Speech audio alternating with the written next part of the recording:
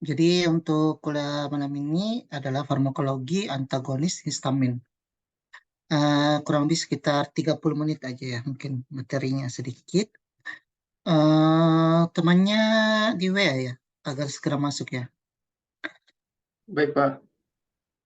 Jadi sebelum kita masuk obat-obatan yang bekerja secara antagonis histamin, mungkin kita sebaiknya tahu ya, apa yang dimaksud dengan histamin ya.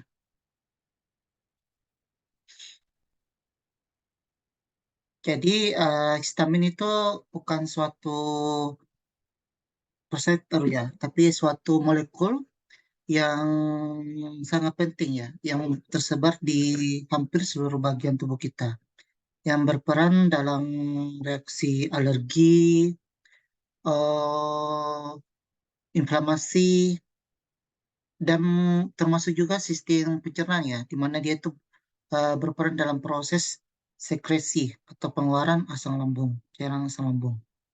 Jadi histamin juga disebut dengan neurotransmitter ya. Neurotransmitter, di mana neurotransmitter itu adalah molekul ya, molekul yang berperan sebagai pembawa pesan.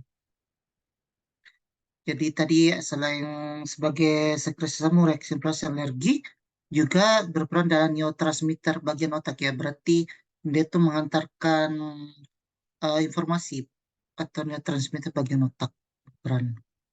Jadi itu pengertian dari histamin ya. Jadi neurotransmitter itu bukan hanya histamin ya, ada juga dopamin, mungkin yang molekul yang sering kalian dengar ya, dopamin dan lain-lain. Baru untuk lokasi sintesis dan pelepasan histamin ya. Jadi untuk lokasi pada asalnya muncul pada semua jaringan ya molekul histamin ini, tapi tidak didiskusikan secara merata dengan jumlah tinggi. Misalnya dalam paru, kulit, dan saluran cerna ya. Baru histamin dalam konsentrasi tinggi pada sel emas atau baksofil. Jadi masuknya. Jadi histamin itu sudah ada ya, disimpan dalam suatu sel, yaitu sel emas atau maksofil atau sel lain yang dimana apabila ada suatu respon yang memicu ya, misalnya ada antigen antigen alergi, maka sel emas ataupun maksofil akan melepaskan histamin ya, seperti itu.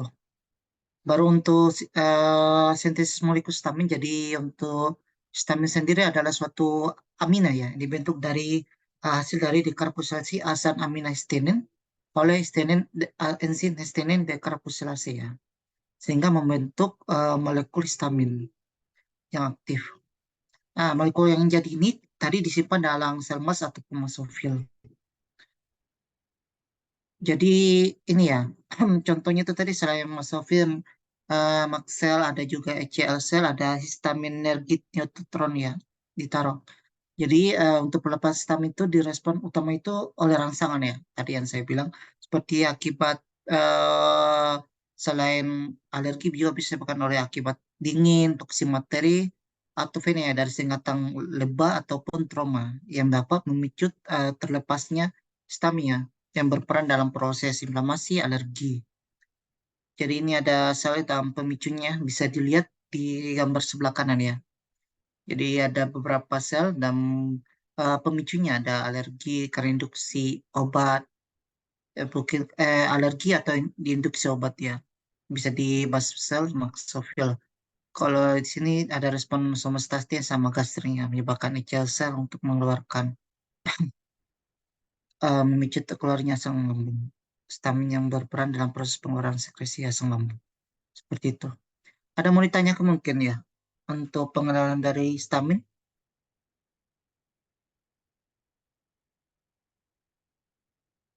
Ini ada orangnya. Kok berkurang ini? 43, 42. Kalau belum ada kita lanjut dulu ya. Jadi Baik, tadi kan Pak. ya, berapa dek? Oh, tidak jadi, Pak. Hmm. Oke, tadi kan kita sudah tahu histamin adalah molekul ya sebagai neurotransmitter. Jadi kita masuk ke obat antagonis histamin ya, berarti atau biasanya disebut juga antihistamin ya.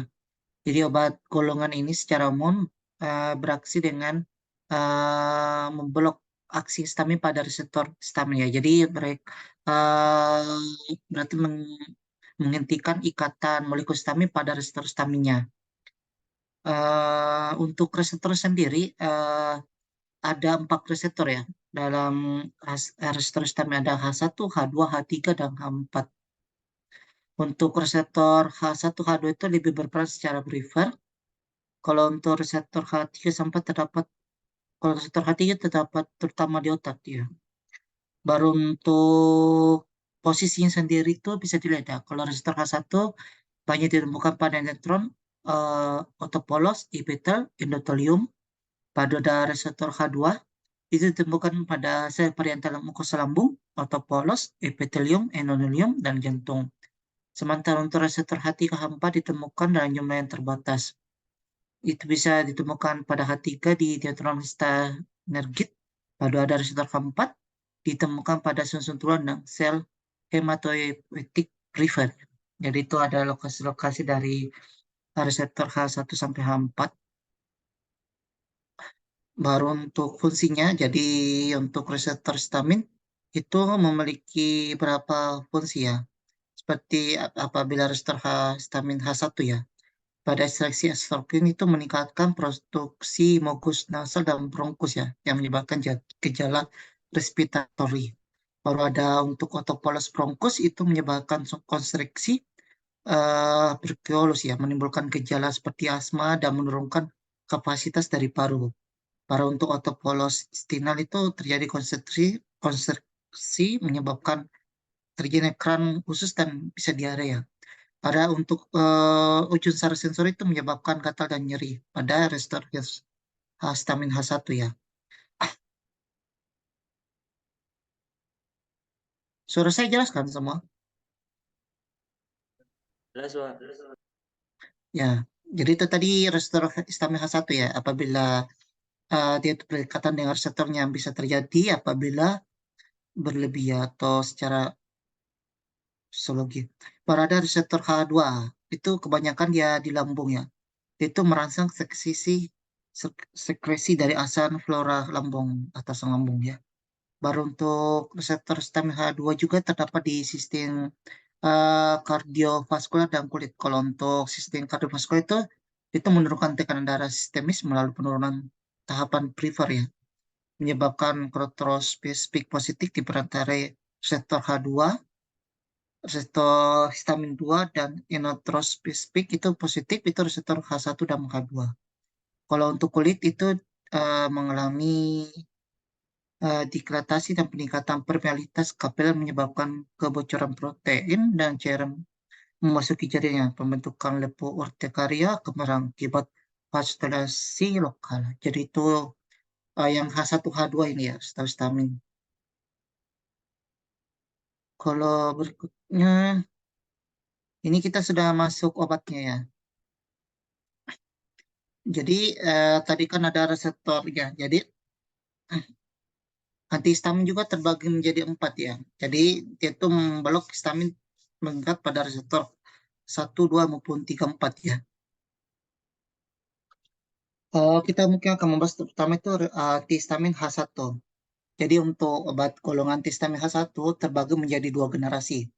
Ada antihistamin klasik atau disebut dengan generasi pertama. Itu ya bersifat lipofilik ya, sehingga dapat menembus area darah otak. Jadi dia akan mempengaruhi otak ya. Biasanya kalau efeknya pasti menyebabkan sedatif ya. Baru ini bisa dilihat ya. Jadi penghambatan reseptor H1 di otak, efeknya itu menyebabkan sedatif, gangguan mood, perasaan ya, penurunan kesadaran, dan bahkan pada jangka panjang bisa menimbulkan gangguan kognitif dan psikomotif. Untuk antihistamin H1 generasi 2 itu lebih didesain untuk pulang larut ya di dalam lipid sehingga sulit menembus pares darah otak ya, sehingga tidak berkurang efek sedatifnya, bahkan tidak ada. Jadi untuk gambar di samping ini menjelaskan ya. Jadi kalau untuk histamin 1 dia itu bukan hanya berikatan pada reseptor histamin H1 ya, tapi juga bisa berikatan dengan reseptor serotonin, alfa adrenergit, dan kolinergit ya. Seperti jadi selain berikatan satu juga menyebabkan berikatan dengan reseptor lainnya sehingga dapat menimbulkan efek yang efek samping yang mungkin bisa terjadi selain penghambatan histamin. Jadi kalau bisa dilihat ya, untuk pertama kita lihat untuk penghambatan H1. Jadi penghambatan H1 itu, gimana kita tahu kan, reseptor H1 merupakan proses alergi, rasa gatal, bersin, dan retonoria ya. Jadi dengan penghambatan histamin berkaitan dengan reseptornya itu akan menurunkan inflamasi karena alergi, rasa gatal, bersin, retonoria.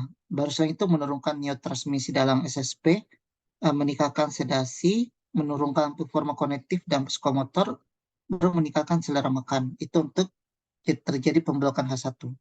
Tadi juga yang serotonin ya, ternyata apabila kita mengganggu ikatan dengan reseptor serotonin, H1 ini juga meningkatkan selera makan. Untuk alpha adrenergic itu akibatnya apabila dihambat ikatannya dengan histamin itu dapat meningkatkan hipotensi, pusing, dan takikardia, refleksia. Baru untuk reseptor kolinergik itu meningkatkan risiko bulkrin, retensi urin, baru ada takikardia karena sinus.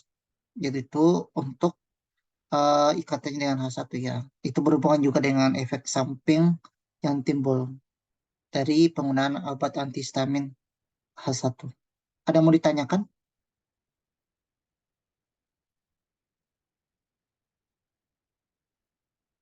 Hmm, Belum, Pak. ini ada semua ya. Apa yang cahaya?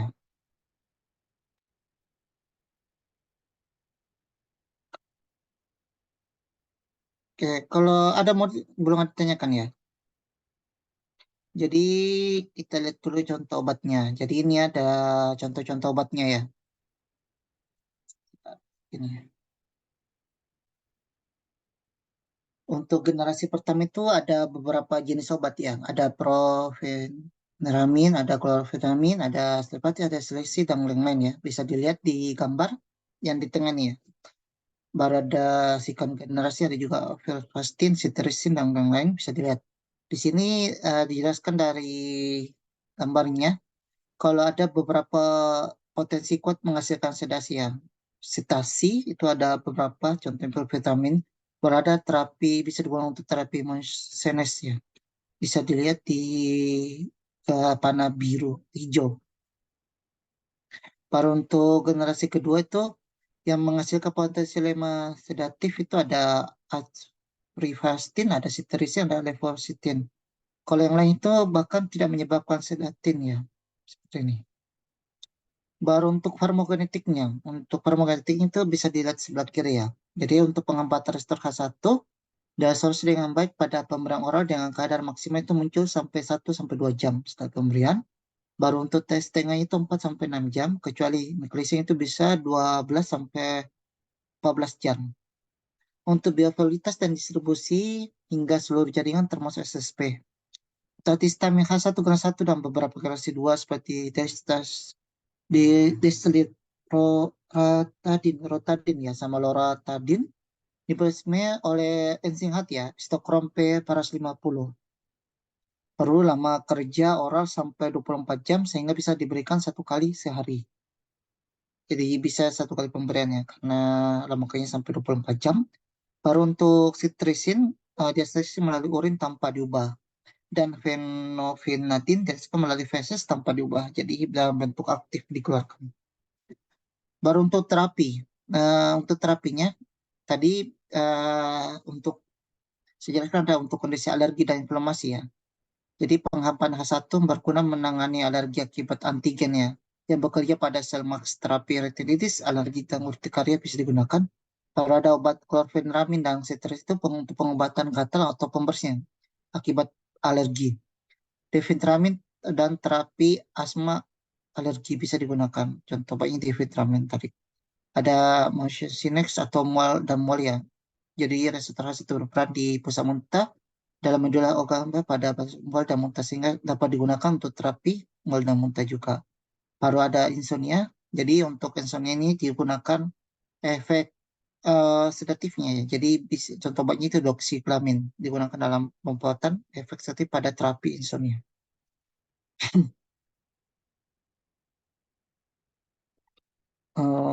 Berikutnya,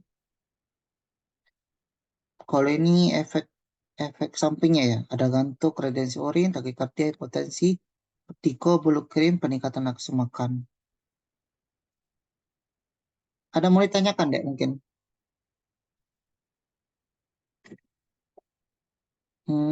Ada ya. Kita lanjut kalau belum ada. Jadi tadi alergi efek samping ya, masih berhubungan dengan ikatan yang tadi saya jelaskan antara reseptor selain histamin sehingga bisa menimbulkan efek-efek yang lain yang tidak diinginkan apabila diberikan berlebih ya.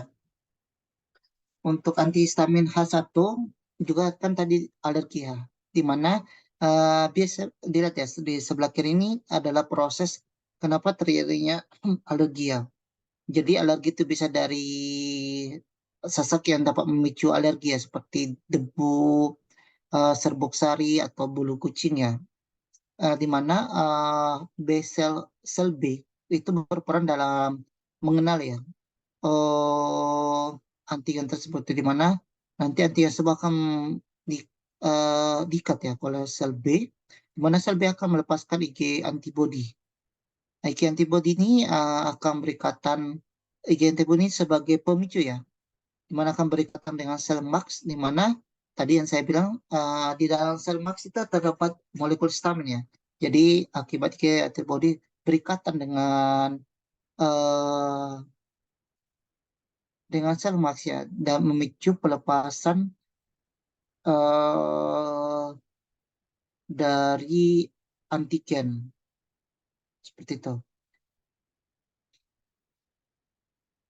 Itu menyebabkan pelepasan berlebih dari stamin akibat dari antigen tersebut menyebabkan timbulnya alergi ya. Ini gambar bisa kalian lihat lah. Untuk H1 ada mau ditanyakan belum ya? Atau ada lagi yang kurang dipahami? Hmm? Nggak ada ya? Kalau tidak ada yang ditanyakan, kita lanjut ke antihistamin H2. Jadi untuk antihistamin H2 ini mungkin sudah kalian banyak pelajari ya di, di sistem pencernaan, di mana obatnya banyak digunakan juga sebagai mengurangi sekresi asam lambung ya. Contoh-contohnya itu ada cimetidine, ranitidine, ada famotidine dan nisatidine. Ya, tulisan tidine yang di belakangnya itu termasuk antagonis histamin H2. Untuk reseptor H2 berperan terutama dalam sel parietal mukosa ya, di mana aktivitas sel tersebut oleh histamin merangsang sel tersebut dalam seleksi asam lambung. Baru untuk antihistamin H2 itu menurunkan sistem lambung sehingga banyak digunakan tadi untuk pengobatan MA, tukapedi, dan reflux gastrointestinal ya.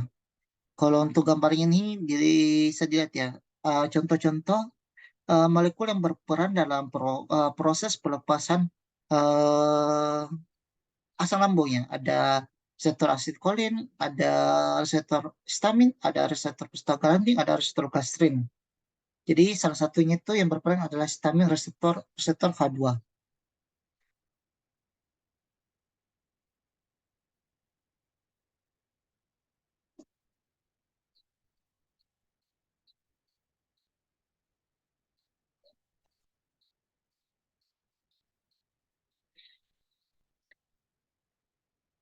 Ada mungkin mau ditanyakan deh, kenapa dia yang terusin dari tadi? Ini ada orang enggak ya?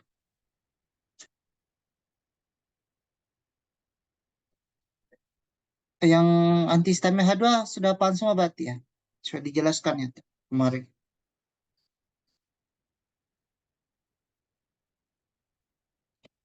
Jadi mengingatkan kembali. Jadi dalam proses pelepasan pengaktifkan proton yang berperan dalam proses pelepasan asam gastrip ya. Itu ada yang disebut dengan reseptor atau molekul juga asetilkolin, histamin, prostaglandin, dan gastrin. Jadi untuk histamin, contohnya itu misalnya cimetidine ya. Itu akan berikatan dengan di mana pada normalnya ya, histamin ini akan berikatan dengan reseptor bersama dengan prostaglandin E2 itu berperan dalam proses siklase atilisasi ya, menyebabkan aktifnya protein kinase. Protein kinase ini berperan dalam proses pengaktifan pompa proton ya, yang berperan dalam proses sekresi asam lambung. Secara singkatnya begitu.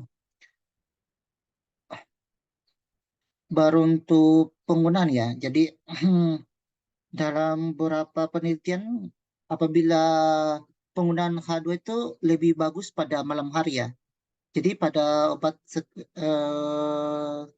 ini bisa lihat ya. Jadi kalau untuk antagonis reseptor H2 itu ternyata dia itu pada siang hari cuma menghambat sekitar 60 sampai 70% sekresi asam lambung ya pada siang hari. Sedangkan kalau digunakan pada malam hari itu lebih efektif menghambat sampai 90% sekresi asam lambung. Seperti itu. Supaya dipahami ya.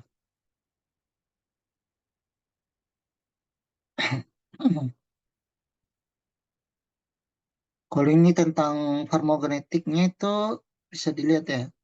Ada sinitidin dan antagonis H2 lain, di mana diberikan secara olat, disebutkan ke seluruh tubuh secara merata, terutama dalam ASI dan lintas plasenta ya. Baru simetidin itu menghambat sitokrom P450 dan dapat memperlambat metabolisme obat ya. Berarti apabila dia disebutkan di dalam tubuh termasuk ke dalam ASI dan melintasi plasenta berarti tidak disarankan penggunaan antihistamin pada ibu hamil dan menyusui ya. Baru untuk obat-obat yang metabolismenya pada sitokrom B450 itu sebaiknya penggunaan secara bersama itu dihindarkan ya.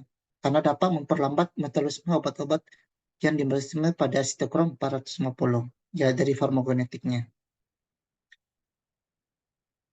Kalau contoh obat ini kayak warfarin, diazepam, phenytoin, clonidine, karmasibin, theophylline, imitrabin sebaiknya dihindari ya. Penggunaan bersamaan dengan simetidine.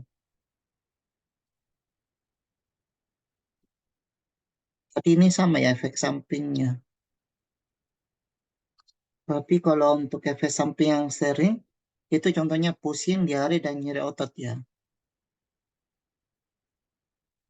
Baru selain itu pada sisi endokrin, juga simetidine menghambat metabolisme androgen ya, meningkatkan kadar plasma prolaktin, sehingga bisa menyebabkan terjadinya genoplastia pada pria dan klitoridnya pada wanita ya. Ini berhubungan dengan pembesaran pada payudaranya pada pria ya, genoplastia. Bisa dicek ya kalau mau penasaran pengertiannya. Baru untuk sistem saraf, ternyata sinetidin itu bisa menyebabkan kebingungan, halusinasi, terutama pada pasien yang sudah lansia ya. Jadi perlu diperhatikan penggunanya pada penggunaan pada lansia atau pada penggunaan langsung pada intravena. Kan biasanya oral ya. Jadi kalau pada intravena itu perlu perhatian juga sehingga bisa bisa mempunyai bisa, bisa menimbulkan efek kebingungan dan halusinasi. Baru untuk antihistamin H3 H4 ya. Jadi kalau untuk antihistamin H3 H4 ini belum digunakan secara klinik ya. Tapi kalau mungkin kalau ada yang terbaru mungkin bisa di-share juga ya. Jadi untuk reseptor H3 kebanyakan ditemukan terutama pada otak ya, berperan dalam proses autoreseptor di sel saraf histaminergic virus ya. Jadi fungsi reseptor berperan dalam kontrol sintesis dan pelepasan histamin melalui feedbacknya. Jadi kalau untuk CH3 itu belum digunakan secara klin ya, namun baru digunakan sebagai penelitian secara luas, mana dikembangkan sebagai obat neurodegeneratif ya, seperti Alzheimer. Ini contoh obat yang sudah ada, seperti clopempromid, ada citrofusifan dan dioperamid ya, tapi masih dalam tahap penelitian. Untuk reseptor H4 itu berperan dalam kemotasis pada bagi sel maks ya.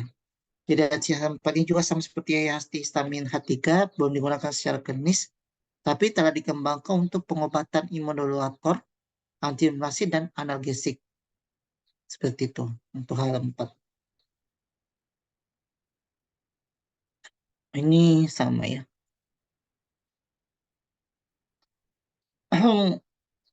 Jadi sudah ya. Ada mau ditanyakan enggak dari materi saya? Ini singkat,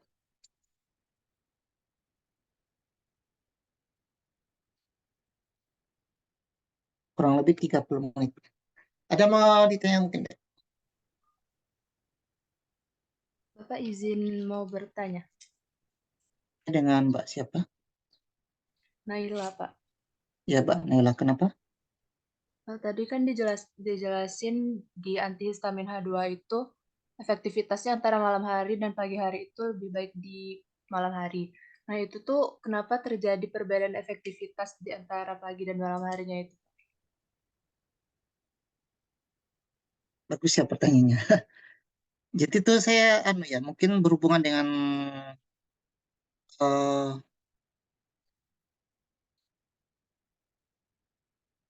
yang sistem H2.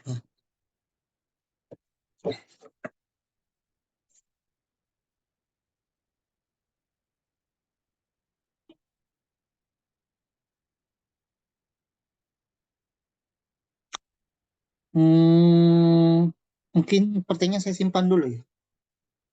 Ini kalau tidak salah berhubungan dengan psikologi dari tubuh ya.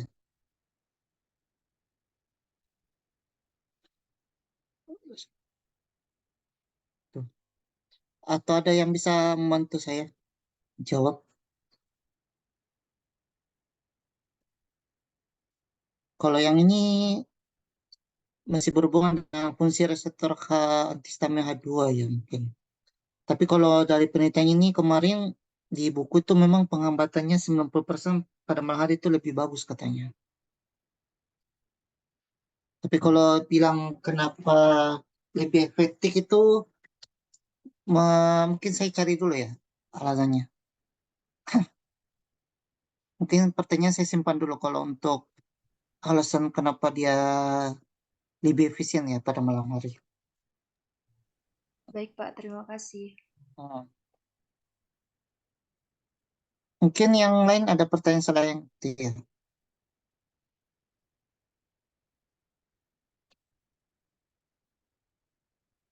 Hmm.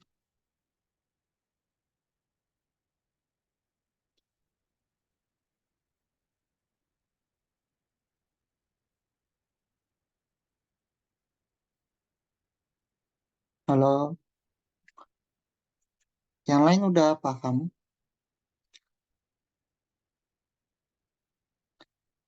kalau tidak ada pertanyaan mungkin ada satu orang ya bisa mungkin merangkum, meringkas ya materi saya secara singkat.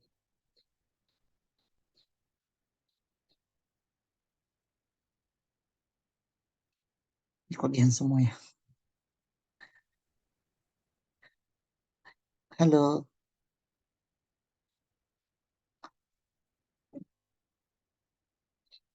tadi yang pertanyaan itu saya simpan dulu ya, Dek. Saya juga belum pernah cari soal. Mungkin yang lain ada pertanyaan. Ya, kalau tidak ada mungkin satu orang bisa ringkas jawaban pertanyaan materi saya secara singkat. Mungkin 1 menit, 2 menit.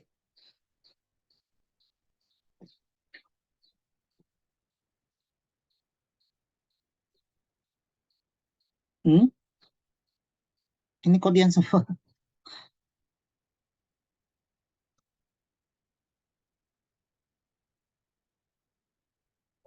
Hmm? Iya, Dek. Kok tidak ada suaranya semua? Saya, Pak. Ya. Ya, untuk rangkuman materi yang disampaikan Pak Sabri malam ini itu yaitu farmakologi antagonis antihistamin. Histamin itu sendiri merupakan neurotransmitter, yaitu pembawa pesan messenger yang berupa bahan kimia yang diperantarai oleh respons seluler. Contohnya itu termasuk alergi, antiinflamasi, dan pada sistem pencernaan. Lokasinya itu terdapat di semua jaringan, tetapi tidak terdistribusi secara merata. Kadar yang paling tinggi histamin itu terdapat di dalam paru-paru, kulit, dan saluran cerna. Sintesisnya yaitu suatu amina yang dibentuk oleh dekarboksilasi asam amino, histidin oleh histidin dekarboksilase. pelepasannya yaitu terjadinya rangsangan, yaitu terdapat rangsangan dingin, toksin bakteri, atau dari sengatan lebah, ataupun dari trauma. Untuk obat antagonis histamin sendiri itu terbagi menjadi 4, H1, H2, H3, dan H4. Untuk H1 itu terjadi ekskresi eksokrin, konstriksi bronchiolis, konstriksi otot polos, atau terjadinya krapusus dan menyebabkan gatal dan nyeri. Untuk histamin 2 merangsang sekresi asam lambung, menurunkan tekanan darah sistemis melalui penurunan perifer dan terjadinya dilatasi dan permeabilitas kapiler. Itu yang terjadi pada kulit. Untuk antihistamin 1 itu terbagi menjadi 2, yaitu generasi 1 yang bersifat lipofilik yang menembus barier darah otak. Memiliki efek sedatif, menimbulkan gangguan mood, menurunnya kesadaran, dan gangguan kognitif. Untuk yang generasi kedua, kurang larut dalam lipid sehingga sulit menembus barier darah otak dan tidak terjadinya efek sedatif. Contohnya dari generasi 1 yaitu brompeniramin, siklisin, dan doxilamin. Untuk yang generasi kedua ada cetirizin, agrifastin, dan loratadin. Untuk obat vitamin itu sendiri mempunyai kadar maksimum 1-2 jam dan dose setengahnya 4-6 jam, kecuali meglisin yang mencapai 12-14 jam. Untuk terapi histamin sendiri itu untuk alergi dan inflamasi dapat menangani alergi akibat antigen pada sel mas. Contohnya chlorpheniramine dan cetirizin. Yang selanjutnya untuk mengobati motion sickness dan mual dan insomnia. Efek samping dari antihistaminnya yaitu menimbulkan kantuk, retensi urin, meningkatkan nafsu makan, meningkatkan takikardia, hipotensi, vertigo, dan menimbulkan mulut kering. Untuk antihistamin H2 terdapat pada sel parietal mukosa lambung sehingga menurunkan sekresi asam lambung. Contohnya simetidin, ranitidin, dan nisatidin. Histamin 2 itu efektif pada malam hari hingga mencapai 90%. Pada siang hari hanya sekitar 60-70%. Efek samping yang ditimbulkan yaitu menimbulkan pusing, diare, dan nyeri otot, menurunkan metabolisme androgen, dan meningkatkan kadar plasma prolaktin. Pada saraf dapat menimbulkan bingung, halusinasi terutama lansia setelah menggunakan rute intravena. Untuk antihistamin H3 dan H4 ditemukan pada sel saraf autoreseptor atau otak. Fungsinya untuk kontrol sintesis dan pelepasan histamin. Untuk saat ini H3 dan H4 belum digunakan secara massal dan hanya dalam tahap pengembangan obat untuk neurodegeneratif. Seperti itu, Pak. Oke, terima kasih ya. Jadi kurang lebihnya seperti itu ya. Jadi intinya untuk histamin adalah neurotransmitter.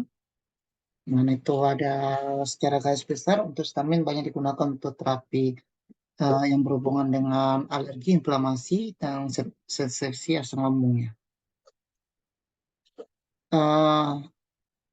Kalau tidak ada lagi pertanyaan mungkin karena sudah malam ya kita akhiri mungkin pertanyaan mungkin sebelum kita tutup pertemuan kali ini. Ada lagi ya?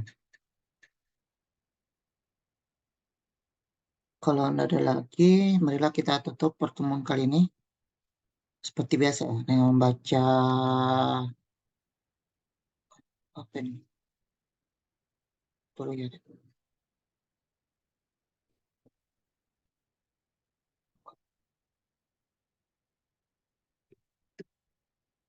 Seperti biasa ya. Dengan membaca alhamdulillah dan doa kepada majelis. Alhamdulillahirabbil alamin. Subhanakallahumma wa bihamdika asyhadu an la ilaha illa anta astaghfiruka wa atubu ilaik. Oke, semoga materi yang mungkin sedikit ya dapat menambah pengetahuan Anda tentang farmakologi antihistamin. Kurang lebihnya mohon dimaafkan. Assalamualaikum warahmatullahi wabarakatuh. Waalaikumsalam warahmatullahi wabarakatuh. Wabarakatuh. Terima kasih, Pak. Terima kasih, Pak. Oke, Salif ya. Baik, Pak.